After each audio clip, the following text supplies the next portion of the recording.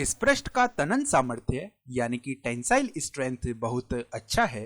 साथ ही साथ इसका संपीड़न सामर्थ्य यानी कि कंप्रेसिव स्ट्रेंथ भी बहुत अच्छा है। तो इसका मतलब है कि यह पृष्ठ बहुत ही मजबूत होना चाहिए।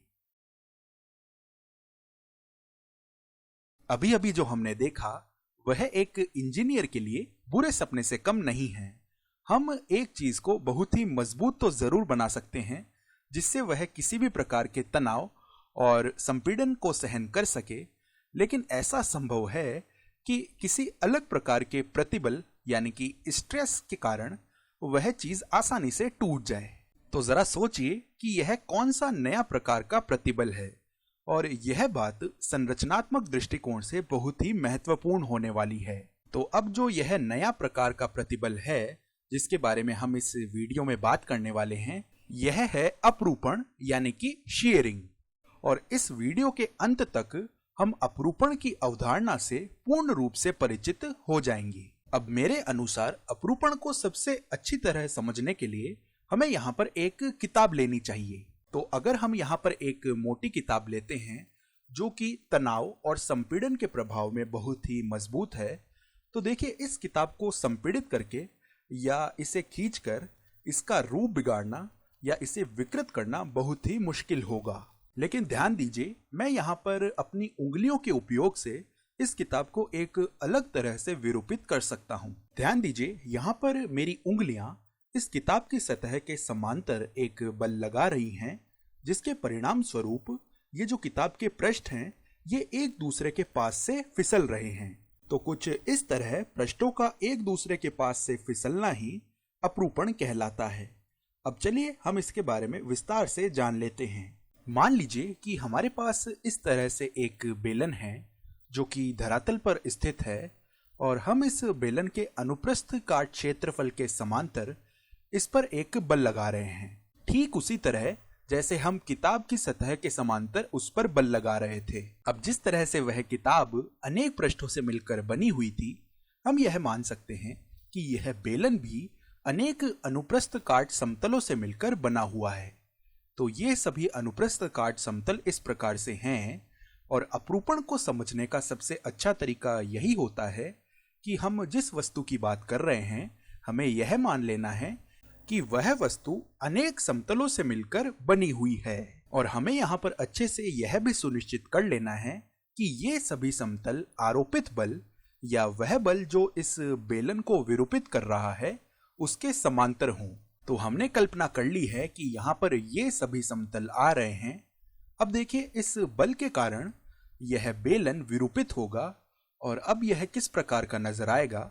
देखिए पहले तो यह कुछ ऐसे था, और अब यह बेलन इस बल के कारण कुछ इस प्रकार से आ जाएगा। और जिस तरह से किताब के जो पृष्ठ हैं वे एक दूसरे के पास से फिसल जाते हैं, ठीक इसी तरह यहाँ पर ये जो समतल हैं ये भी एक दूसरे के पास से फिसल गए हैं। अब यहाँ पर एक सवाल यह उठता है कि इन समतलों का फिसलना आखिरकार रुकता क्यों है। मतलब ये समतल हमेशा ऐसे फिसलते ही जाएं, ऐसा यहाँ पर क्यों नहीं हो रहा है। तो यहाँ पर कुछ ऐसा हो रहा होगा कि यह पदार्थ अपनी वास्तविक स्थिति में अपने आप को लाने की कोशिश कर रहा होगा। इसका मतलब है कि यहाँ पर किसी प्रकार का प्रत्यानयन बल अर्थात रीस्टोरिंग फोर्स अवश्य रूप से लग रहा होगा। अब जरा यह सोचिए कि उस प्रत्यानयन बल की दिशा क्या होगी। यहाँ पर यदि हम कुछ समतलों पर ध्यान केंद्रित करते हैं तो हम इसके बारे में अच्छे से समझ पाएंगे। ऐसा करने के लिए चलिए सबसे पहले इस सबसे ऊपर वाले समतल और इसके ठीक नीचे वाले समतल की कल्पना करते हैं। तो चलिए हम इनको यहाँ पर अलग से बना लेते हैं।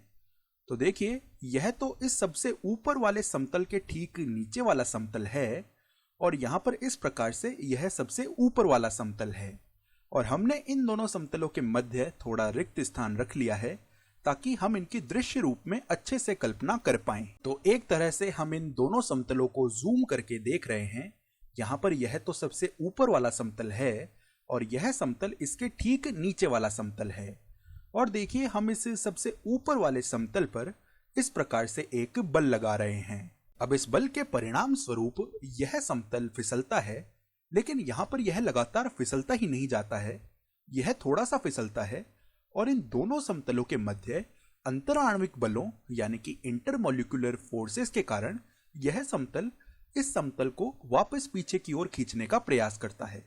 यानी कि यहां पर एक प्रकार का प्रत्यानयन बल लगता है जो कि विपरीत दिशा में है। अब जैसे जैसे यह समतल और अधिक फिसलता जाता है तो वैसे वैसे ही इस प्रत्यानयन बल का मान भी बढ़ता जाता है और एक ऐसा समय आता है कि यह प्रत्यानयन बल इस बाह्य बल अर्थात एक्सटर्नल फोर्स के बराबर हो जाता है और उस स्थिति में यह संपूर्ण समतल साम्यावस्था यानी कि इक्विलिब्रियम में आ जाता है और बाद में इसी तरह यह पूरा पदार्थ भी साम्यावस्था में आ जाता है।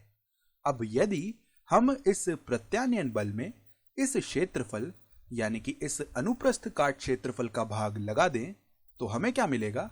देखिए, हम जानते हैं कि प्रत्यानयन बल प्रति इकाई क्षेत्रफल किसके बराबर होता है, यह प्रतिबल यानी कि स्ट्रेस के बराबर होता है।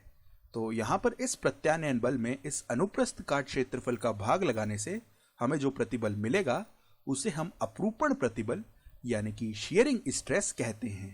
तो हमें यह अपरूपण प्रतिबल इस प्रत्यानयन बल में क्षेत्रफल का भाग लगाने से प्राप्त हो जाता है।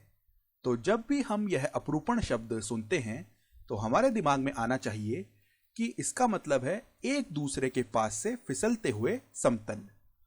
इसी तरह मैं अपरूपण को याद रखना ठीक समझता हूं। अब हमारे दिमाग में अगली चीज आती है कि हम विरूपण अर्थात डिफॉर्मेशन की गणना कैसे कर सकते हैं। तो जैसा कि हम जानते हैं अपरूपण में समतल एक दूसरे के पास से फिसल जाते हैं। तो विरूपण की गणना करने के लिए हम यह पता लगाएंगे कि एक समतल दूसरे समतल के पास से कितना फिसल चुका है। जैसे उदाहरण के लिए अगर हम यहाँ पर सबसे ऊपर वाला समतल लेते हैं यानी कि ये वाला समतल लेते हैं तो यदि हम यह पता लगाना चाहते हैं कि यह सबसे ऊपर वाला समतल इस सबसे नीचे वाले समतल से कितना फिसल चुका है तो यह हम कैसे करेंगे। देखिए, शुरुआत में तो सबसे ऊपर वाला समतल यहाँ पर था और सबसे नीचे वाला समतल यहाँ पर था। तो सबसे ऊपर वाला समतल यहाँ से लेकर यहाँ तक फिसल चुका है तो हम कह सकते हैं कि यह विरूपण की मात्रा हो जाएगी, यानी कि यहाँ पर विरूपण की मात्रा डेल्टा एक्स आ जाएगी।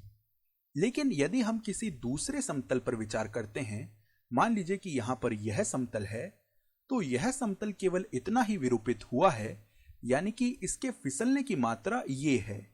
तो हम कहेंगे कि डेल्टा एक्स एक अच्छा माप नहीं है क्योंकि यहाँ पर अलग अलग समतल अलग अलग मात्रा से फिसलते हैं। विरूपण को मापने का एक बेहतर तरीका यह होगा कि हम यह देखें कि एक समतल दूसरे समतल से कितना फिसल चुका है जो कि उससे एक इकाई की दूरी पर है। यानी कि अब हम कोई भी मनचाहे दो समतल नहीं ले रहे हैं, हम केवल वे दो समतल ही लेंगे जिनके मध्य की दूरी एक इकाई हो। अब चलिए इन दोनों समतलों के मध्य की दूरी को हम L कह देते हैं और यह L इस बेलन की प्रारंभिक लंबाई भी होने वाली है। तो अब हम यह कह सकते हैं कि ये दोनों समतल जिनके मध्य की दूरी L है, ये दोनों एक दूसरे से डेल्टा x मात्रा से फिसल चुके हैं। अब अगर हम यह पता लगाना चाहते हैं कि वे दोनों समतल एक दूसरे से कितना फिसल चुके हैं जिनके मध्य की दूरी एक इकाई है, तो यहां पर अब हम वज्र गुणन यानी कि क्रॉस मल्टीप्लिकेशन करेंगे और यह पता लगा लेंगे। तो हमें मिलेगा कि वे दोनों समतल जिनके मध्य की दूरी एक इकाई है वे एक दूसरे से डेल्टा x बट्टा L मात्रा से फिसल चुके हैं और इसे ही हम अपरूपण विकृति यानी कि शियर स्ट्रेन या शियरिंग स्ट्रेन कहते हैं।